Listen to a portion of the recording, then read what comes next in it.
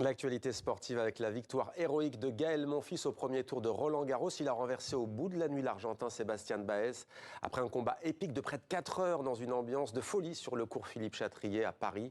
Le Français, désormais classé 394e mondial, s'est imposé en 5-7. Le dernier très disputé, il perdait 4-0, il a gagné ce dernier 7-7-5 et c'était donc contre le 42e mondial. Elle est entrée dans l'histoire du tennis à jamais, en tout cas à ce jour. Elle a gagné Roland-Garros alors qu'elle avait 16 ans et demi. Un exploit inégalé sur la terre battue parisienne. C'était il y a 33 ans, en juin 1990. La joueuse serbe Monica Seles est au cœur du nouveau roman de l'écrivain David Rochefort, qui est notre invité. Bonsoir. Bonsoir. Soyez le bienvenu sur TV5 Monde. Le prix Fort, c'est aux éditions En Exergue. Peut-être d'abord parce que vous aimez le tennis. Un mot sur ce match héroïque de Gaël Monfils. Oui, c'était un match magnifique avec beaucoup d'émotions, beaucoup de public. Et puis, j'ai bien aimé ce qu'il a dit après le match, effectivement, que c'était un des plus beaux moments de sa carrière. Ce qui montre que c'est pas qu'une question de résultat, mais c'est aussi une question... C'est un premier tour et voilà, c'est un des plus grands moments de sa carrière. C'est ça, qu'il y avait de l'émotion, le dépassement de soi, le plaisir, le public, ça compte beaucoup. Alors vous, dans votre roman, vous nous replongez dans l'âge d'or du tennis féminin. Monica Seles et Steffi Graf, l'Allemande, se livrent une bataille au sommet de ce sport. Monica Seles, qui est victime d'une agression le 30 avril 1993. Vous vous inspirez de ce fait divers, j'allais dire entre guillemets, mais qui a, on va le voir, eu des conséquences sur la carrière de la joueuse serbe. Comment est née l'idée de ce roman ? L'idée est née d'abord parce que c'est un souvenir personnel. Moi, j'avais 13 ans quand ça s'est passé et je me souviens, c'était un événement qui avait beaucoup marqué l'histoire du sport, enfin du tennis, du sport et puis plus généralement la société. Donc moi, c'est un souvenir personnel et puis après, je trouvais ça intéressant de travailler sur ce sujet-là comme écrivain parce que le tennis, c'est un sport très très romanesque comme la boxe. C'est des sports d'affrontement avec des combats avec un seul vainqueur à la fin et c'est comme matière romanesque, c'était... Et vous écrivez à la deuxième personne du singulier. Tu vous adressez au personnage et notamment donc à cet homme qui a agressé Monica Seles, Günther Parsch. Qui est-il ?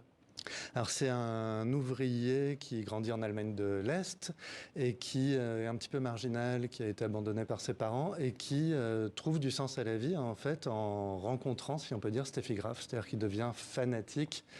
Il commence à tout collectionner sur elle, à la suivre et voilà. Donc et vous adressez à lui un extrait. Le mur n'est pas encore tombé et tu es encore un citoyen captif et malheureux de la RDA. Tu as mille et une raisons de haïr ce régime et le fait qu'il ne te soit si compliqué de vivre au grand jour. Ton amour pour Steffi n'est que moindre. Tu achètes, je l'ai déjà mentionné, un magnétoscope en 1990 pour enregistrer les matchs et pour les regarder à nouveau par la suite. Pourquoi ce choix de s'adresser directement au personnage ?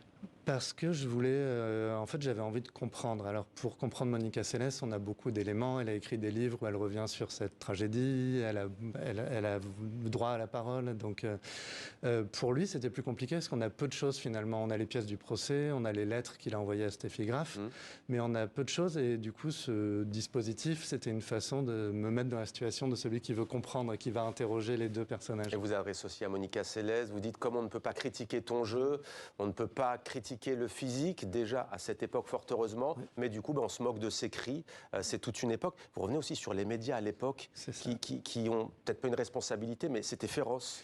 C'était féroce pour deux raisons. D'abord parce que les médias tenaient une bonne histoire. Il y avait la rivalité Graf-Seles qui faisait monter un petit peu, qui montait en épingle.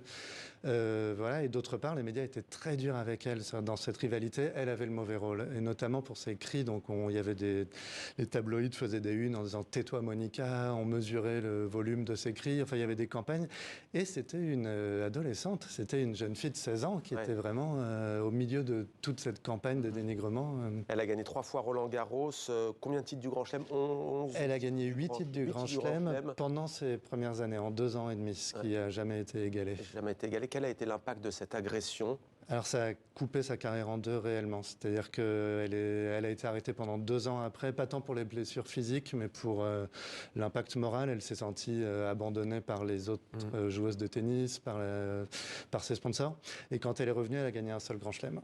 Et vous nous racontez donc le destin de cette joueuse aujourd'hui, âgée de 49 ans, Monica Seles, qui vous le dites, s'est forgée dans l'adversité au sein de ce qui allait devenir l'ex-République fédérale socialiste de Yougoslavie à l'époque de la chute du communisme en Europe. Merci beaucoup David Rochefort. Merci à vous. Le prix Fort édition En Exergue.